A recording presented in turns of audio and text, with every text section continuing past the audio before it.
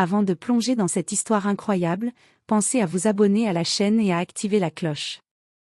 Ici, chaque récit a quelque chose à dire, et vous ne voudrez pas en manquer un seul.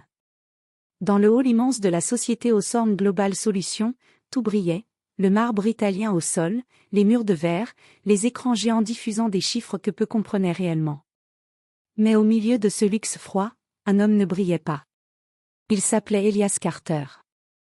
Un homme noir, la cinquantaine, vêtu simplement, un manteau sombre usé par le temps, des chaussures propres mais sans éclat, et une posture humble presque effacée. Il entra calmement dans le bâtiment, tenant une vieille sacoche en cuir. Son regard observait chaque détail, comme quelqu'un qui connaissait déjà l'endroit par cœur. Mais eux ne le connaissaient pas. À peine eut-il franchi le portique de sécurité que les murmures commencèrent. « C'est qui celui-là ? Encore un technicien ?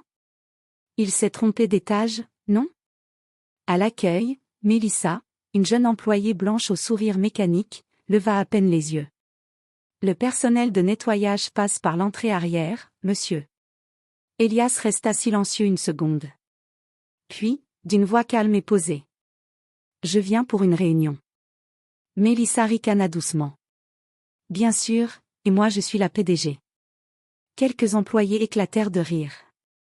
Un cadre passa derrière lui, le bouscula volontairement et lâcha. « Faites attention où vous marchez. Ce bâtiment n'est pas un refuge social. » Elias baissa les yeux. Pas par honte, mais par maîtrise. Personne ne remarqua ses mains légèrement crispées. Personne ne vit la colère contenue derrière son regard serein. Il ne savait pas. Il ne savait pas que cet homme avait bâti cette entreprise pierre par pierre. Il ne savait pas que le conseil d'administration l'attendait à l'étage 48. Il ne savait pas que leur carrière dépendait de la décision qu'il prendrait dans l'heure. Mais surtout, il ne savait pas que la vengeance d'Elias Carter ne serait ni violente, ni bruyante, ni immédiate. Elle serait froide, intelligente, et absolument dévastatrice. Et quand il comprendrait enfin qui il était réellement, ce ne serait pas lui qui supplierait. Elias Carter se tenait toujours dans le hall principal de Hawthorne Global Solutions. Autour de lui, le flot d'employés s'intensifiait. Costumes impeccables, talons pressés, regards arrogants. Tous semblaient avoir un endroit important où aller. Tous, sauf lui, pensait-il. Et, monsieur. La voix claqua comme un fouet. Brandon Wells, directeur adjoint des opérations, venait d'apparaître. Grand, sûr de lui, le genre d'homme qui parlait fort pour masquer son vide intérieur. Vous ne pouvez pas rester ici à bloquer le passage. Montrez votre badge. Elias fouilla calmement dans sa sacoche. Lentement. Trop lentement au goût de Brandon. Vous voyez, c'est toujours pareil. Lança Brandon à voix haute, attirant l'attention. Ils arrivent ici sans autorisation, puis jouent les victimes. Le mot il résonna lourdement. Quelques employés s'arrêtèrent. Les téléphones sortirent discrètement. L'humiliation devenait un spectacle. Astérisque, je n'ai pas de badge, répondit Elias calmement. Je suis attendu. Brandon éclata de rire. Attendu ? Ici ? Il se tourna vers la foule. Quelqu'un attend ce monsieur ? Des rires nerveux fusèrent. Mélissa, à l'accueil, croisa les bras, satisfaite. La sécurité, cria Brandon. Sortez-le avant qu'il ne cause un problème. Deux agents s'approchèrent. L'un d'eux, Kevin, hésita en croisant le regard d'Elias. Ce regard n'était ni suppliant, ni confus. Il était, sûr. Profond. Comme celui d'un homme qui savait exactement où il se trouvait. Astérisque, monsieur, vous devez nous suivre, dit Kevin à contre-cœur. À cet instant, une femme noire, élégante, s'arrêta près d'eux. Naomi Brox, analyste senior. Elle observa la scène, mal à l'aise.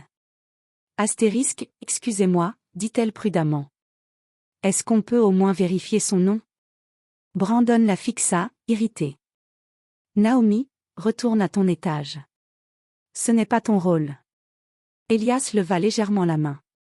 Astérisque, ce n'est pas nécessaire, dit-il doucement. Laissez-les faire. Ces mots troublèrent Kevin. Pourquoi cet homme acceptait-il l'humiliation sans résistance? Alors que les agents l'escortaient vers la sortie, Brandon se pencha vers lui et murmura. « Tu vois, ici, chacun connaît sa place. » Elias s'arrêta net. Il se tourna lentement vers Brandon. Le hall entier sembla se figer. « Astérisque, vous avez raison, » répondit-il calmement. « Chacun connaît sa place. » Puis il sourit. Un sourire que Brandon ne comprit pas. Pas encore. Car à cet instant précis, dans l'ascenseur privé menant aux 48 étages, le conseil d'administration attendait toujours Elias Carter. Et le temps jouait désormais contre eux. Elias Carter entra dans l'ascenseur privé, accompagné seulement des agents de sécurité qui le croyaient, escortés vers la sortie. Mais l'ascenseur ne descendit pas. Il monta. Étage par étage, les lumières défilant doucement sur ses yeux calmes. Il savait exactement ce qu'il faisait, et surtout ce qu'il pensait qu'il faisait. Au 48 étages, la porte s'ouvrit sur un espace vaste, lumineux, avec une vue panoramique sur la ville. Le conseil d'administration était là, 6 visages sévères, hommes et femmes blancs pour la plupart, surpris mais attentifs. Astérisque, Elias Carter, dit la présidente du conseil, Clara Whitman. Nous vous attendions. Un silence pesant tomba dans la pièce. Pendant ce temps, dans le hall, Brandon et Melissa continuaient à discuter avec quelques collègues. Mais où est-il passé? Il devait sortir. Personne ne se doutait que l'homme qu'ils avaient humilié venait de passer devant eux, sans un mot, silencieusement, pour rejoindre le cœur de l'entreprise. Elias prit place à la table, son visage impassible. Puis il commença à parler, calmement mais avec une autorité naturelle que personne ne pouvait ignorer. « Mesdames et messieurs, vous m'avez sous-estimé. Vous m'avez ignoré, humilié, mais aujourd'hui, tout change. » Les visages blêmes se tournèrent vers lui. Il sortit un dossier épais, le posa sur la table. « Astérisque, ce que vous voyez ici, » dit-il en tapant sur le dossier. « Ce sont des preuves de toutes vos erreurs de gestion, de chaque malentendu que vous avez provoqué par arrogance, de chaque moment où vous avez cru pouvoir me diminuer. » Clara Whitman fronça les sourcils. « De quoi parlez-vous? » Astérisque, de ce que vous avez créé, répondit Elias. « Vous pensez que l'entreprise fonctionne sans moi? Mais chaque projet majeur que vous avez mis en place, chaque client clé que vous avez signé, c'est moi qui ai été derrière. Vous êtes en train de jouer sur un terrain que vous ne connaissez pas. » Les membres du conseil échangèrent des regards inquiets. C'est alors qu'Elias posa la clé USB sur la table. « Contient toutes les preuves nécessaires pour que cette entreprise change de direction, ou pour que certains d'entre vous disparaissent de l'équation. » Brandon et Melissa, loin du 48 étages, n'avaient aucune idée. Ils riaient encore de l'homme, sans badge. Ils ignoraient qu'en quelques heures, tout ce qu'ils prenaient pour acquis allait leur glisser entre les doigts. Elias ne criait pas. Il ne se battait pas. Sa vengeance était silencieuse, méthodique, irréversible. Et quand le conseil signa pour valider sa position, il savait que ce moment allait déclencher la chute de ceux qui l'avaient humilié. Le lendemain matin, dans la salle de réunion principale de Hawthorne Global Solutions, tout semblait normal. Les employés s'étaient rassemblés pour la réunion hebdomadaire, sans savoir que ce serait leur dernier instant de certitude. Brandon Wells, confiant, marchait devant la salle, son téléphone en main, prêt à envoyer quelques messages moqueurs sur « l'homme noir sans badge » qui avait fait parler de lui la veille. Melissa, tout sourire, suivait, pensant savourer encore quelques éclats de rire aux dépens d'Elias. Mais quand la porte s'ouvrit, un silence glacial s'abattit. Elias Carter entra. Pas un employé ne le remarqua immédiatement, pris dans la routine de leur présomption. Mais dès qu'il leva la tête et fixa la salle, tous sentirent le poids de sa présence. Astérisque, bonjour à tous, dit-il calmement.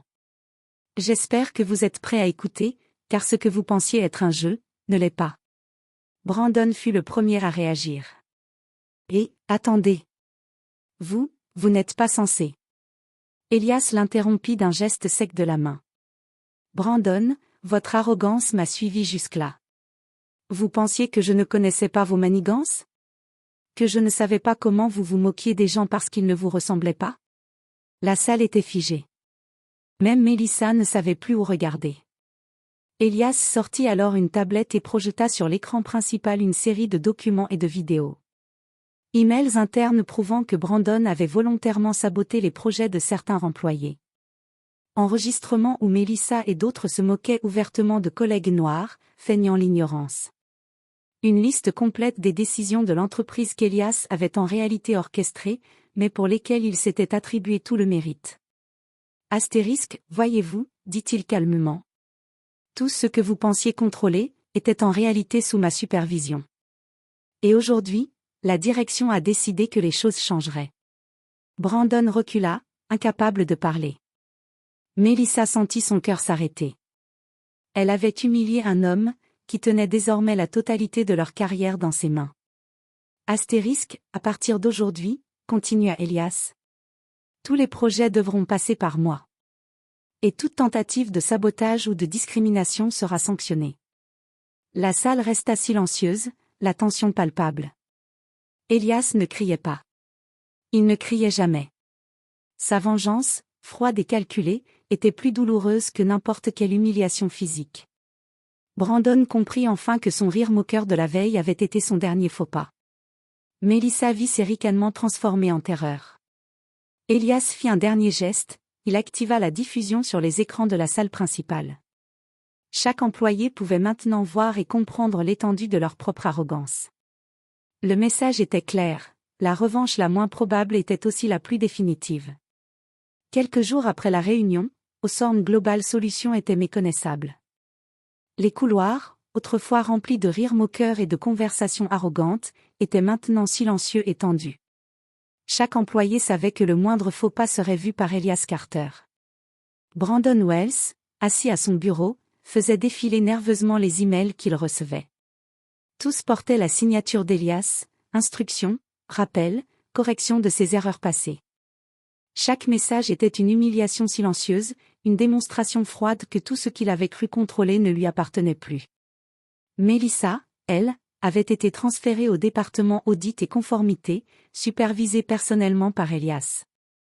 Chaque tâche qu'elle accomplissait était minutieusement vérifiée. Ses collègues la regardaient maintenant avec un mélange de peur et de respect, car ils savaient tous que celui qu'elle avait humilié était le maître de l'entreprise. Elias ne criait pas, il ne punissait pas physiquement. Sa vengeance était psychologique, stratégique et définitive. Astérisque, vous pensiez pouvoir m'écraser avec vos préjugés, dit-il lors d'une réunion générale. Mais j'ai seulement utilisé vos propres règles et systèmes pour vous montrer la vérité, votre arrogance et votre faiblesse. Chaque employé comprit alors que l'humiliation ne venait pas de coups ou d'insultes, mais de la perte de contrôle sur tout ce qu'il croyait posséder.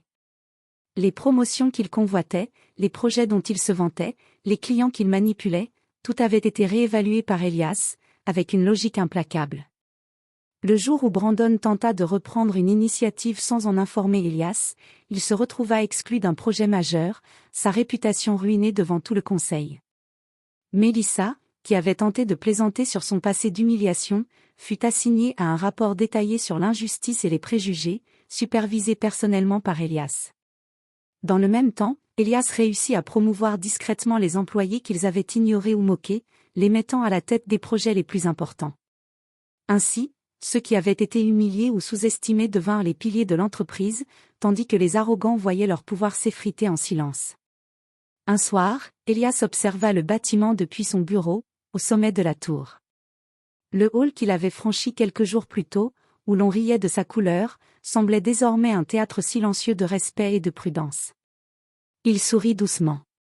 Sa vengeance n'avait pas été spectaculaire ou violente. Elle avait été intelligente, irréprochable et inévitable. Et dans le monde de Hawthorne Global Solutions, tout le monde savait désormais, l'humiliation que l'on inflige aux autres peut revenir d'une manière que l'on n'aurait jamais imaginée. Elias Carter n'avait pas seulement repris le contrôle. Il avait redéfini la justice, à sa manière, et pour toujours.